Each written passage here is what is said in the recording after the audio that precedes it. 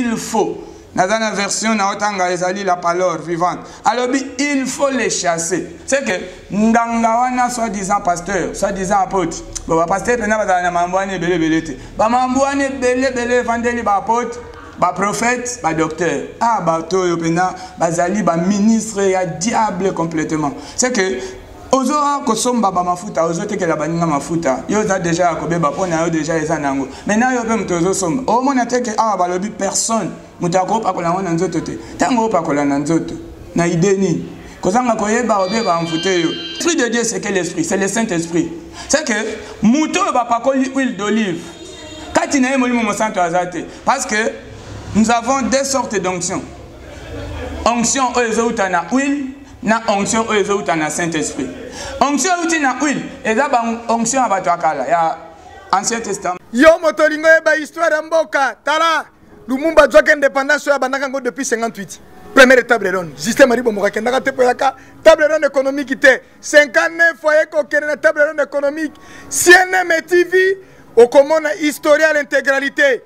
Ouais, bah que seulement quoi l'ingangate afanda a tiaka magazine Erima 76 a jo telemela mobutu biso toyebi 83 pour maréchal de Salemaka pour makelele par nani Lula Bururu premier ministre Sapu Karibasi Burugumesa sa commune depuis 84 yo ngomona historique yeba yango CNM TV innovation CNM TV makambo asika ah Rianza CNM TV, Rianja, CNM TV, Mpombe, Oh, bah petit, elle est là, bah comment bizala, tala. CNM TV, comment bilakisa, la gisa. CNM TV, c'est un moko. CNM TV officiel TV. Ah, biba toi, comme soutien. Ah, bah pour Robin Misuboye. CNM TV, il faut piquer ma cambo solo. CNM TV, il faut simbali sembe. CNM TV, il faut piquer théâtre la solo. CNM TV, il faut faire ma gague à solo. Ah, CNM TV, kata bangoli sembe. CNM TV. Si maman limpombe, oh si elle TV akati, kata, bao. Ok, merci de partout vos idées en Kolanda Bisso. Eza toujours émission nayo détaché les. Et puis ça mène à l'homme de Dieu le pasteur Jean-Paul Njate Wemba je crois. Oza na YouTube c'est peut-être mbala liboso Kolanda Bisso émission eza détaché les. Et là qui si fungola ye alors le kwanzambe apesi biso tant na tongo oyo. Nalingi bisiko zolanda biso okangimi sune fiske 1 minute to sambeli. Seigneur nalobi merci pour na bolingo na yo opesi biso encore souffle de vie. Faveur saleli biso tokoki koleka te sans koloba merci et pa na yo mokeli. Yango tombo mape kumama na recommander émission na maboko na yo molandi nyoso apambolama oyo pe akokabola émission oyo akopartager yango na bandeko apambolama loboko na yo et accompagner vie à libota na yo. Moko amona kembo na yo na kombo na Yesu Christ. Amen. Oui, je crois c'est toujours votre chaîne La Joie du Ciel TV. S'abonner parce que à tout moment on peut avoir bonne nouveauté et ça là bien. Je crois émission les détaché les ningoyoki, détaché les laxi fungola e. Tant on parle de fungola e, c'est qu'on fait allusion à des gens qui sont liés. C'est que comment savoir que je suis lié, c'est quand tu vois des complications dans la vie. C'est pourquoi nous avions dit que l'émission signe à Moutoukouébake, Aza lié, Aza a besoin de la détacher, et ça dit présence, il y a un échec dans la vie, un échec répété. C'est-à-dire que Moutou, Aza a kokangama il faut fungwama. Alors, tu as qui kota lisa na émission Nabiso, qui te kokoma na niveau, il y a kolobela ba prison. Parce que Moutou Aza yako kangama c'est qu'il prisonnier. Alors, tokota ki na niveau ya kota lisa ba sorte ya ba prison. Tolobaki tozana deux sortes ya prison. Prison ya liboso ndenge tokende ki na mukanda tomonaki ke mutu mususu bakangiye pe babomiye. C'est que les amuto ceux qui marchaient salimi bateki bazui ya ozala invité babomiye. Je crois na balangage courant yo kakake no mutakufi boye après ba loba songolo mutaleye c'est que ndenga ke kuna aza prisonnier. C'est pourquoi on dit Jésus tango yaki na mokili akende ki 3 jours na se amabele. C'était une mission ya kokende ko délier ko fungola bande ko na biso nyonso bataki okanga makuna. Et c'est pourquoi vous voyez na jour azomata Tant que c'est qui, Bible les a confirmé que à c'est quoi qui n'a pas esprit est belé. L'esprit on est là qui a banane. Et là qui a bandé qu'on a vu sur l'Ancien Testament, c'est que banda Adam, qui dans les derniers moutons Koufa qui avant Jésus à Koufa, et là qui Judas. Tout ce monde là, là qui prisonnier à diable. Alors Jésus a tenu qui détacher bango. Que délivrer bango, c'est que longo la bango na pouvoir, il y a la mort, qui bloquer bango. C'est pourquoi l'émission ningo nango, je crois wana olandi prison à liboso. Mutu olanda biso sikoyo, c'est que ada prisonnier à catégorie wana te parce que ça en vie. Alors, aba prisonnier en vie, il y a un verset au total ça qui tangu mutu batike en vie, babomi était. Mais ada prisonnier na sens nini, je crois totanga ki Jérémie. Ensemble, nous avons Jérémie, chapitre 51. Ok, il faut comprendre de la sorte de la prison, c'est qu'il y a deux. Jérémie, chapitre 51, verset 34. Nazalia, en version la parole vivante. La Bible nous dit Nabuchodonosor, le roi de Babylone, m'a complètement dévoré. Il m'a abandonné comme un plat vide. Comme un dragon, il m'a avalé. Il a rempli son ventre de mes biens que j'avais de précieux. Et puis, il m'a chassé. C'est que c'est la deuxième sorte de prison. C'est que, Moutou, Bateki est, Babomi était, Bateki est en vie, Bateki est en vie. Il est en vie, mais complètement dévoré. C'est que quand il est en alors, il m'a abandonné comme un plat vide. Au moins, il a posé les autres tambours. Il a continué à se déplacer. Ata se déplacer à Kolongwa, à voyager à Kemikil. Kuna na poto, Mikande est compliqué. Ata pe akumoni penda ki azupe Mikanda. Mais via banda komene. Au moins, il a sali 40 ans na poto. Mais awa na mboka na bango. Atinda kelo te. Azane lo komo kote. Oezo signifie 40 ans na ye ya poto. C'est que c'est un prisonnier. Alors, deuxième prison de Yangwana, Moutou Aza en vie, mais souffrant. C'est que tu me suis là, tu es vivant. Oh bah, toi français, en train de vivoter. Aux autres vivre l'été. Mais apparemment, c'est comme si on a envie. Mais vie a passe. C'est pourquoi ils ont signifié prison. Alors, tu as dit que quand tu as dit que tu as dit ça, tu peux comme on a vie à prison. Et ça, la prison, mon corps est liboso. Oh, ils ont source. Il y a Moutou. Nde total ça qui prison yango. Et la prison oyo Moutou a ko servir nzambe te. Parce que Bible lobi na Proverbe chapitre 3 le verset 9 a lobi honorer l'Éternel avec tous tes biens. Et ça sera la santé pour tes muscles. Ça sera une bénédiction pour ta vie. C'est que tant Moutou ça le nzambe na kati ya soloté. C'est déjà un prisonnier. C'est pourquoi Zomona tozana modèle moko ya prison oyo to bandi ya ebandeli oyo eza bazo enfermer basali ya nzambe. Mutu azala peut-être na Bible na maboko croyant qu'il sert Dieu.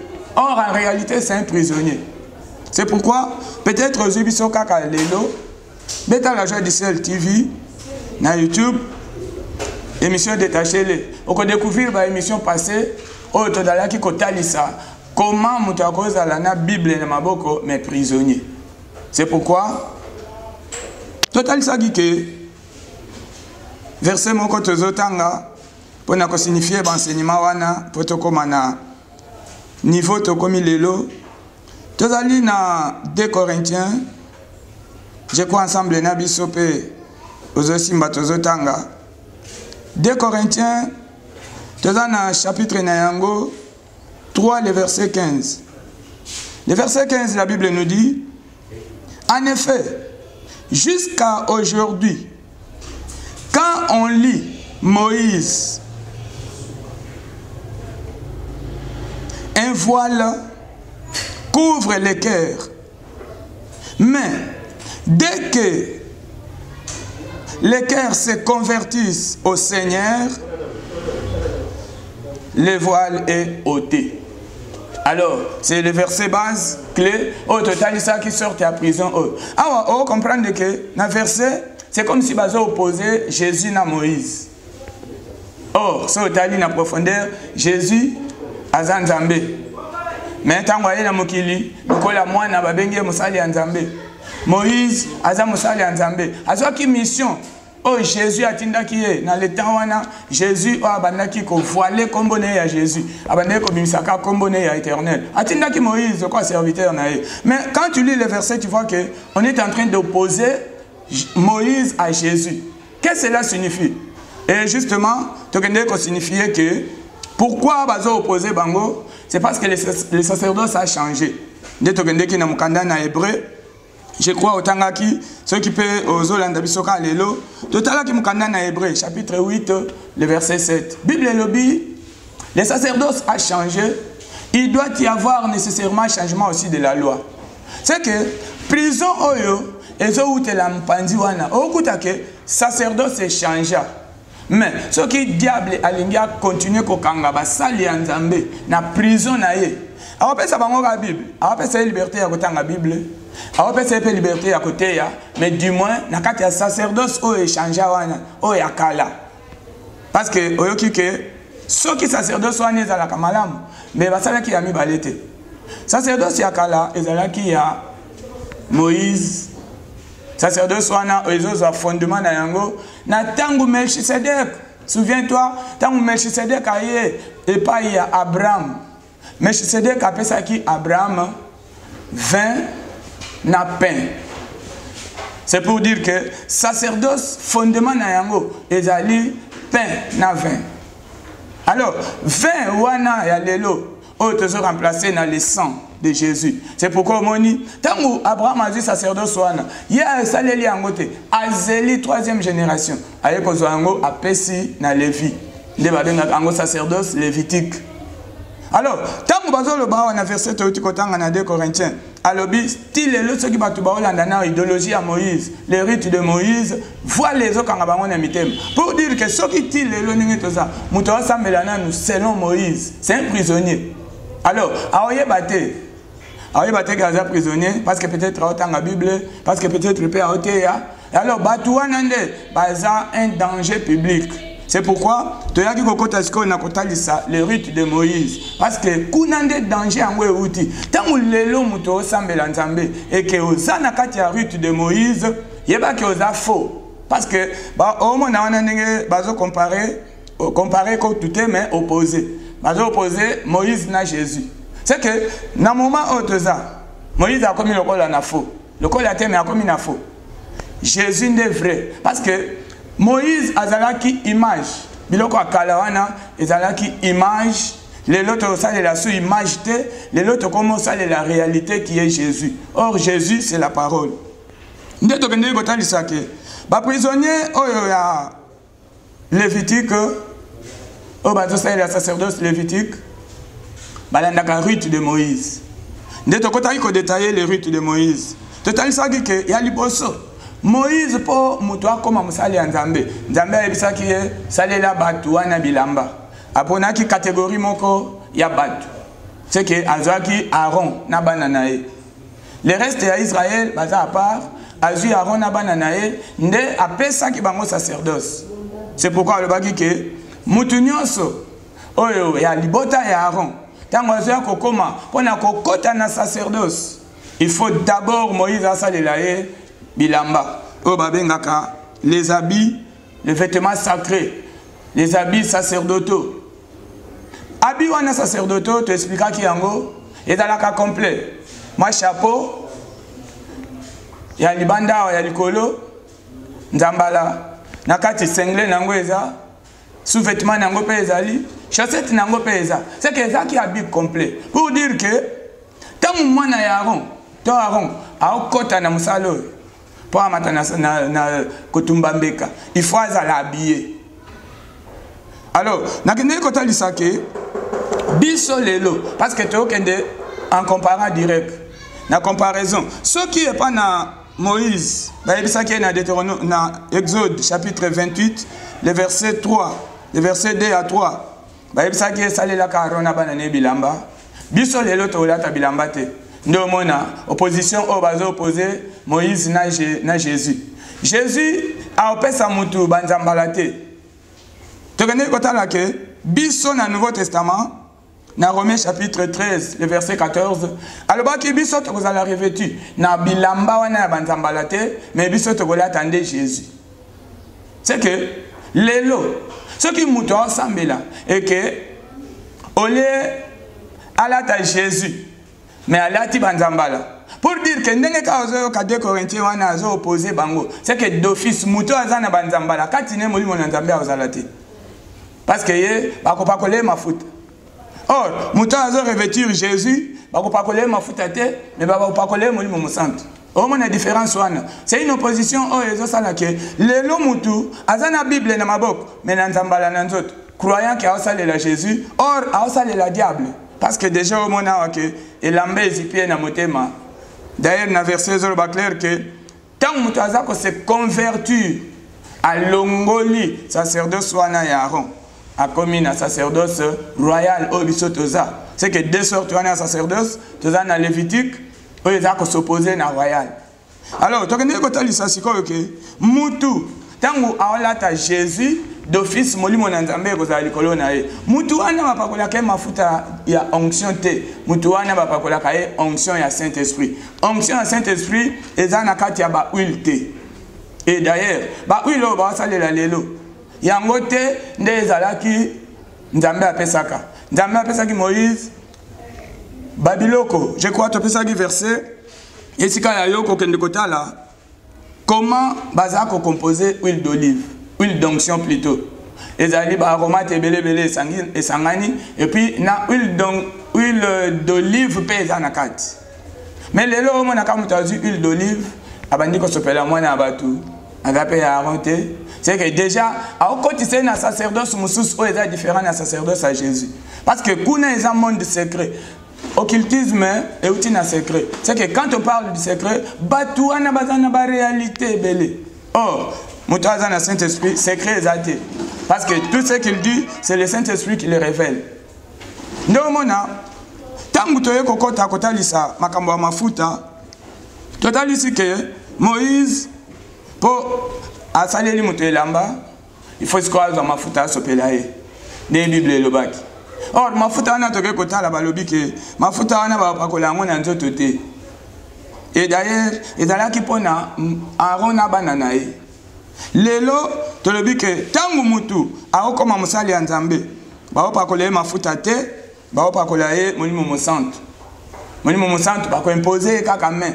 Je crois totangaki ba verset belé soko betika la joie du ciel TV émission détachée les prison satanique deuxième partie okozwa émission passée oezolanda ol. Alors mafuta wana toke kotalisa ke soki mutu aopakola mafuta o eza molimo mosantu te, c'est que omona ke ya pakoli siko mafuta selon le passé. Or Bible lobi na Hébreu chapitre na yango 9 le verset 1er. Bible lobi na chapitre 9 verset 1. Alors la première alliance avait des règles contraire au culte, un lieu réservé à Dieu de la terre. En la version la parole. Ozo kana na Louis II alobi. Or, l'ancienne alliance avait des ordonnances relatives au culte. C'est que Batouana yakala sacerdoce akala. Modèle na bango ya kosambela lelo et sepel sanzambe du souté. C'est pourquoi moni Jésus le jour à Mati tango sekui autant la Bible ebisio que abimina milimo ebele parmi lesquels se trouvait banda Adam ti na muto asuka ki liwa ce qui saki liwa avant Jésus kokufa Judas. L'esprit wana bazaki prisonnier. Jésus a tenu ki à côté na prison wana atei bango a ramené bango abimisi bango. Pour dire que, tant que l'Ancien Testament, les rites de Moïse, ils ont mémaillé na boloko, c'est un prisonnier satanique. C'est que l'élo, aux ana banzambala. Longola, aucun de prison y a volonté. Alors, banzambala ngo sikoyo, ils ont deux sortes de batu baola tango. Ils ont mutu mususu alati nzambala. Il n'est pas initié. Mais Aouti peut-être pas pasteur moko azaki initié abandaki kolata banzambala. Ayebi le pourquoi alata kango. Siko oyo azali nanu initié te atomboki alongwe pa pasteur wana. Asombi moi tam-tam, asombi moi drum, asombi moi clavier, moi boy na boy. Abandi ko futama quelques personnes mbongo babandi église. Donc on a babandi église. Aouté pas mutazali kolata nzambala. Idéologie wana nzambala ko sila été ayepe na yango. C'est que ya ozo nzambala lokola teni moko boy. Or en réalité na kati nzambala eza na makambo eza na se. C'est pourquoi batu ya bongo c'est un prisonnier innocent. Inconscient. Au côté tapé na moto kaka inconsciemment bongo parce que Romain a lobby tous ceux qui ont péché sans connaître la loi périront aussi sans la loi. Loi est qu'on frappe yo aveuglement parce que yé mon ayote pour yo pero mon angote. Romains chapitre 2 le verset 12 a lobby bongo. Oh azo sala likambu sans koyeba a obeba peka sans koyeba. Ozana raison te ko ya pesa nzambe que non moni na yeba kite parce que papa nanga ala ataki yango yango ngape na latino. Biso moto akoti biso na musalo ya nzambe eza l'apôtre le oin de Dieu Aïdi Nabala. Aïdi Nabala tangu akoti biso assemblée pona biso te komi ba pasteur. Tomoni nzambala moko alati biso te. Tomoni mafuta moko apakoli biso apparemment boyete. Kaka imposition des mains ndenge to tangela ki ba verset et belé comment ba rola kamutu na musala nzambe. Je crois Totangaki Acte chapitre 13 le verset 2. Totangaki Acte chapitre 6 le verset 5 à 6. Totangaki Acte chapitre 8 le verset 16 à 18. Et ça tellement ébélé comment babande ko relé batu na musala nzambe. Nde Aïdi Nabala tango ache biso maboko nga achenga maboko bu mbala moko atindinga na lungwe Kinshasa na ke musala nzambe. Pena tamboli mokili oyo presque na côté ya évangile. Nzambe azo biki sabatu nzambe azo sa makambo minene oya osala sans kopakola mutu mafuta sans kolatisa nzambala. Je crois na verset oyo etali ya mafuta poto suki sempe na otozolo batokota na ya lelo verset ya mafuta totangaki na Exode chapitre 30 aux ensemble na biso parce que na olinga mutu a comprendre. Po eza vie oyo o risque na yango li felomba moko. Chapitre 30 le verset 30 totanga eska mafuta alobi tu verseras cette huile sur Aaron et ses fils et tu les consacreras pour qu'ils me servent comme prêtre. Mutu pa comme prêtre na tango wana d'abord il faut baye baza na libotani ya Aaron. Oh ndengo yo ki Bible alobi Jésus tozana ele lo uti na libota ya Aaron te. C'est que ça directement changement wana sacerdoce. 31. Ensuite, tu diras aux Israélites, voici l'huile de consécration. Vous en servirez uniquement au service du Seigneur, de génération en génération. Personne ne doit s'en servir pour frotter les corps. Personne ne doit s'en servir pour frotter les corps. Mutu moko te akosalela yango pona kopakola na nzoto. Mais lelo kuta prêtre oyo na nzambala atekelaka batu mafuta. Batu ya atekele mafuta oyo. Ba akota bango pe na musala nzambe ou bien mafuta ngo mone msu akomo pakola ngo na banzela biska oteka bitula apakoli. Mususo ozana kombana musala. Mamulangi yango huile d'olive osombi. Esko kote ngo koma na kiti opakoli. C'est que oyo ka mutu aboye. Azamundimi akala, sambela katro. Vraiment pour nous sambela, félicitations, sambela katro. Mais alali na butu, moi na sali fièvre. Tama osutuka, asimbi moi na boy fièvre makasi. Et ko sutuka ne azo kitanambetu, awala ndeska kaki huile d'olive. Est-ce que mutu azaya Jésus ou bien azaya huile d'olive? Nde omona ke kombo moko ba pesi biso to bika nango ka Jésus. Alors, tango mutu akomi ide na ye nyonso ekomi na mafuta. C'est que mutu baby c'est un prisonnier ya diable. Ndio mona peut-être mutu a commis esika ngo ya ebise komba ezali. Ole a s'installer abele la Jésus o avandi kati na ye azofungola saki azobimisa huile. C'est que mona ke bato yo to sambela différemment na bango. C'est pourquoi na pesi papa nanga idi na ba la raison. Tango ayaki lelo tozana bato to kaka ba bazalaka na ta ya idi na bala. Ba benga ka bango ceux qui ba komoni wana ba benga. Mais bazalaka ensemble. Pourquoi basala qui même église? Pour la nini bakabola qui oh basali église, oh basali église. C'est parce qu'il y avait des choses relatives au culte par rapport à Nabango. Et l'homme de Dieu, l'apôtre Aïdi Nabala, a gardé son identité. N'est basala qui alliance na Jésus, il n'a touché ni à l'huile ni à l'eau. Il n'a rien touché excepté la parole de Dieu. Parce que papa Nangawa Nazalaki, chaque jour avant Bandamatea, Jésus est le même. Hier, aujourd'hui et éternellement. Alors, tant que nous sommes à Jésus, mais, et comment est la complication, au salut recours dans ma foot. C'est que, on confirme prison au Yosa. Alors, on sort de la Banzambal. Conscient ou inconscient? Bon, tu expliques que conscient, inconscient, moto, à la tango pour papa n'est à l'attaque. Alors, conscient, et d'abord, déjà, on va initier. Ayebi que son a couleur jour à sacerdoce tant on a que ne musala songo le faut na la couleur tout na bato balata kango ba yebi so que balata ka couleur nyonso partout parce que ba couleur wana eza subliminaux derrière yango eza na force eza na kati. Alors tant yo la tango sans le savoir au sala kapé ba sacrifice sans le savoir yango na otala ke vie simbate de mona mutuna nzambala, mais un grand sorcier mutuna nzambala, un grand magicien mutuna nzambala. C'est que Babylone nyonso yo et otali sa formule wana. Alors 31 de alobi, ensuite tu diras aux enfants d'Israël 32 alobi, personne ne doit s'en servir pour frotter le corps. Personne ne doit s'en servir pour frotter le corps. Personne, je dis bien personne. C'est pourquoi à Jésus, il y a dans la Bible aucun verset. Oh Jésus a qui m'a foutu à servir, il y en a quelque part. Il n'y a aucun verset. Si tu as ce verset-là, tu peux nous les donner. Mais du moins, à moi, ce que je sais, l'huile de l'Ancien Testament a été remplacée au Nouveau Testament par le Saint-Esprit. Parce que tu sais comment le Seigneur a été loin du Saint-Esprit. Ils appellent un verset biblique au courant. L'Esprit du Seigneur est sur moi, il m'a oint.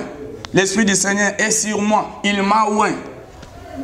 Pour annoncer la bonne nouvelle, pour guérir, pour faire tout ceci. C'est que, oint, il y a l'Esprit du Seigneur, et ça, oint, différent dans l'huile d'onction. Et ce qui huile d'onction, bon, huile d'olive, directement caca d'olive, sans mélange, il y a comme ça d'onction. C'est pourquoi, si ça venait de Dieu, ce que ça lango pour le kumu nanzambe, et ça y a côté pourquoi? Est-ce que yo sombi liloba? Nde yango monake, mutunyo sote kabama futawana. Je crois dans l'émission Oyo, ce qui t'a écouté, mon ami, tu as côté tikuna. Mais ce qui t'a n'abissé ici, tu as souka quelque part, parce que n'abissé que tu as thème moko, tu as kenenango petit à petit pour mutunyo soit comprendre. Parce que une fois kaka erreur na katia Oyo, et si lui, Jésus a zoé aux aplastés. C'est que ozola tabanzambala inconsciemment, longo la bois kandimela Jésus. Ozola tabanzambala consciemment, Luca homme de Dieu, assemble la ponayo. Alors, na royaume na ténèbres. À côté na royaume il y a lumière. Alors personne, je dis bien personne.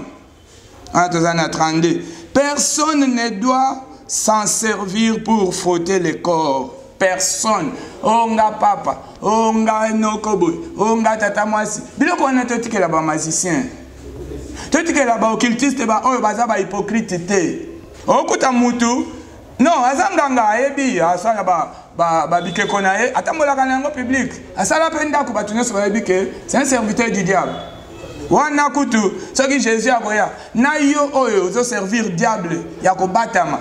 Na magicien oyo zo servir diable en public. Ce que Jésus a voya. Peut-être je crois à ko wanga na yo, à ko boya yo mutoza ko batama. À cause oyo za public pour amonisi identité na complète. Mais yo zo sambela croyant aux Nzambe, au batami na se la Bible, aux ana makambo ebele. Yango na tuna ke mafuta oyo ceux qui pendent za ya Nzambe. Mai oyo ceux qui za ya Nzambe, ozote ka yango pona nini. Nzambe atindi biso na mokili. Atekeli biso mai. Bando la muki wana. Ozana compteur na vina yo. Oyo za ko bimisela ka facture. Ozote ke la batu biloko oyo pona nini. Na bino pe batu bo somba ka yango. Tala ndenge zo somba libebi na yo.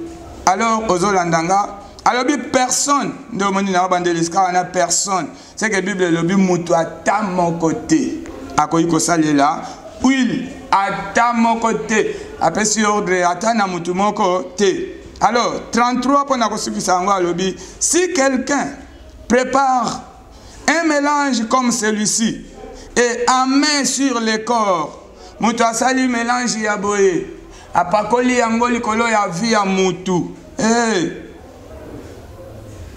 alobi nini il faut les chasser de la communauté. Il faut.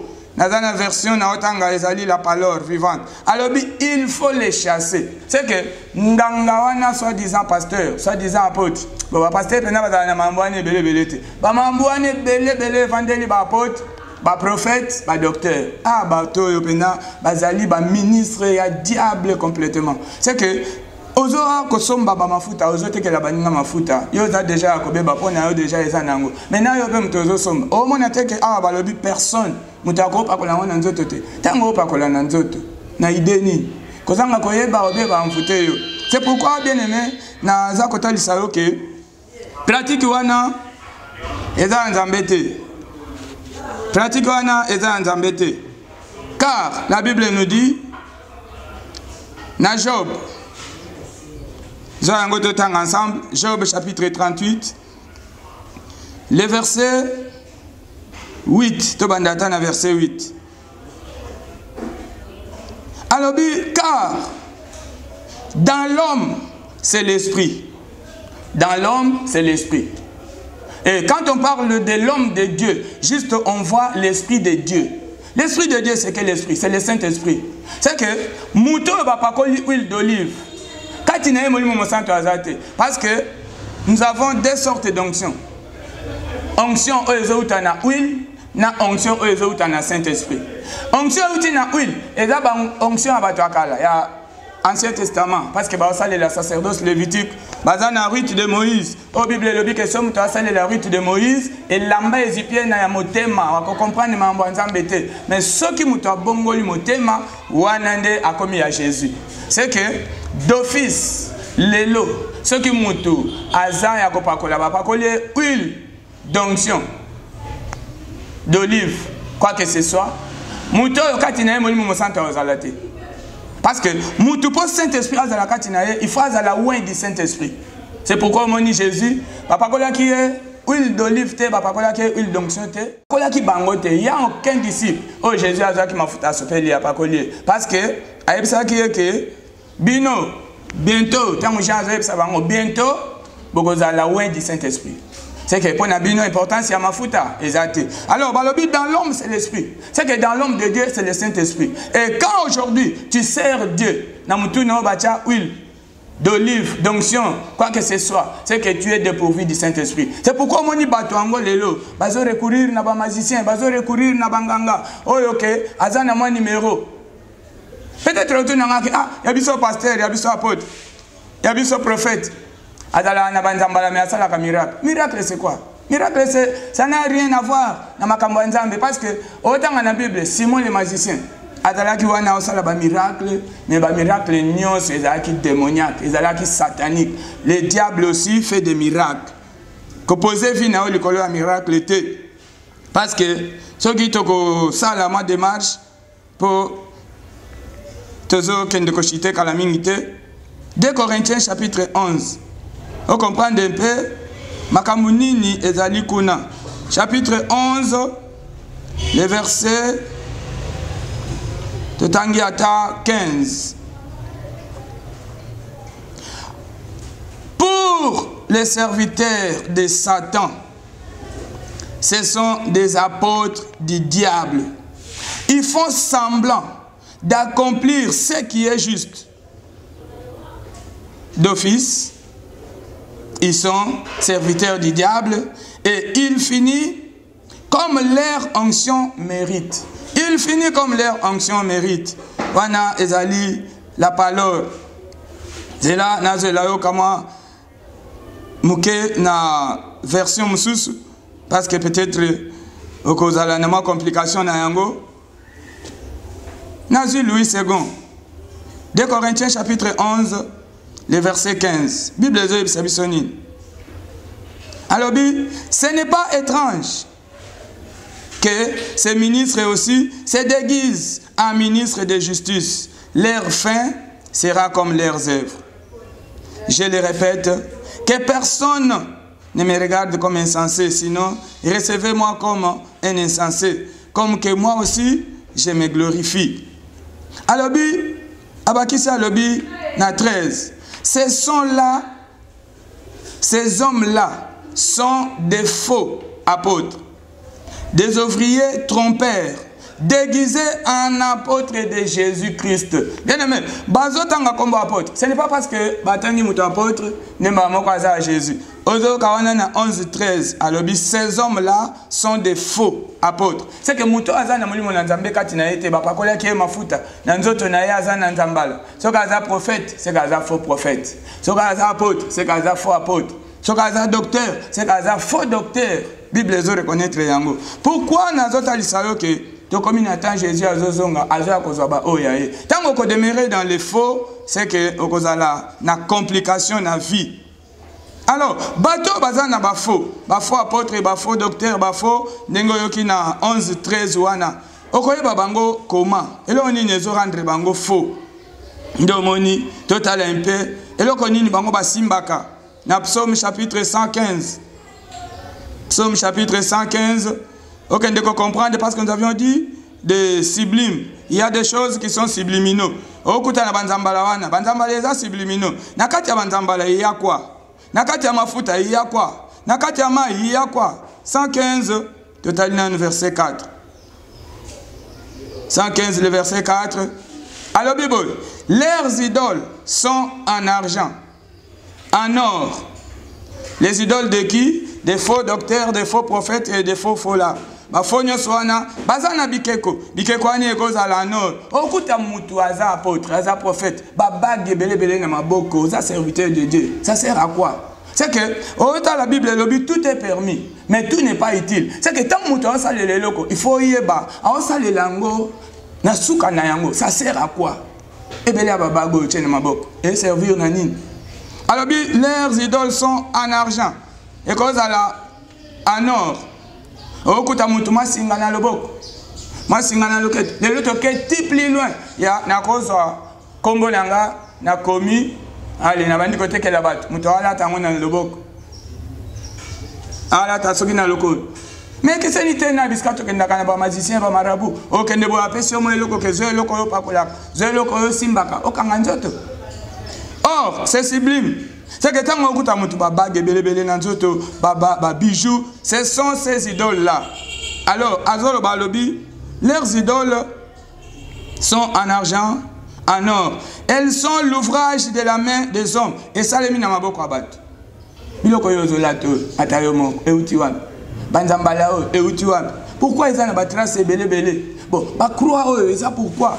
Est-ce que l'élo Jésus te ressemble? Azaka na croix ti l'élo? Non, Jésus a sur la croix, na croix. Mais ils ont présenté Jésus à croix. C'est quelle sorte de Jésus? C'est que Ezan na Jésus, oh croix wane ezona kisa. Croix Jésus a le bas quitté. Parce que il y a peut-être un verset que Jésus a le bas qui quiconque me suit doit porter sa croix. La croix que le Seigneur a dit, c'est juste l'amour. Parce que l'amour est à ligne à deux traits. On dit trait, croix, ligne à libosse ou takalikolo ezokit. C'est l'amour de Dieu envers le monde. C'est que mutu ensemble les fois linganzambe. Quoi? Et ça faut composer une ligne mususu ya boy. C'est que amour du prochain. Donc on dit commandement et vandi na kati ya deux lignes wana o ezo former la croix de Jésus. Mais croix o ba na bilamba et ça croix wana Jésus te ezali ko signifier Tammuz. Et Tammuz mwana oyo mwana o numéro d'abota ki na mama na ye. Yende azo représenter ténèbres. Ne croix wana. Alors bi elobakate. C'est pourquoi moi na mutaza na babage elobate. Alors lokola alati bago ezolobate. Munoko ya bago ezanan. Ezaye prophète mutazolo. C'est que maloba ya banda loba wana azolo bisande bago wana. Po bago elobate. Ya simbia okaka. Akola ta bag, akola ta chaînette, akola ta groumette, akola simbata kan. Anende komi ya somo pena. Tina bakani ya. Moi chapeau na mutu Bible lobi eza soni mobali asambela na chapeau. Moi chapeau ningo tshano zo ka soni te. Ah, yo kutu na félicité yo po omonike ko cha chapeau ezasoni. Okoma kolata kanzambala pamba sans chapeau. Déjà ka kolata ngo sans chapeau, oza en dehors makomi yango nzambala. La ta cha identité na complète to mona yo obomba chapeau pour ani. Tiana chapeau na yango félicitations na yo mutozo cha chapeau parce que li fait le fungwami. Yo kutu mutozo chapeau te avant ko tali fait le koleka na bafoué, bakofouete yo parce que oza comme manifester hypocrisie. Alobi na 5, alobi elles ont une bouche mais ne parlent point. Elles ont des yeux et ne voient point. Elles ont des oreilles, n'entendent point. Elles ont des nez et ne sentent point l'odeur. Lokola bango bazana nyoso yo bayo kakate, c'est que bikeko wana e salela muto ya lati yango. Munoko na ye, nengo yo kazolo ba il a prophétisé. Ce n'est pas lui. Eza bago eza sublime. C'est que c'est un message bagala tu wana elobaka. Mais ezo loba, ezo ya kobimisande na munoko ya muto azo bimis. Notez bien que eza ba faux apôtre, ba faux docteur. Alors, sortez du milieu d'eux. Je crois que tu as cité dans Romain parce que tu as commis malembe pour nalingi aussi mbabiloko très bien. Ce que vous une question, numéro na biso ezawana. Okobenga na WhatsApp soit commis.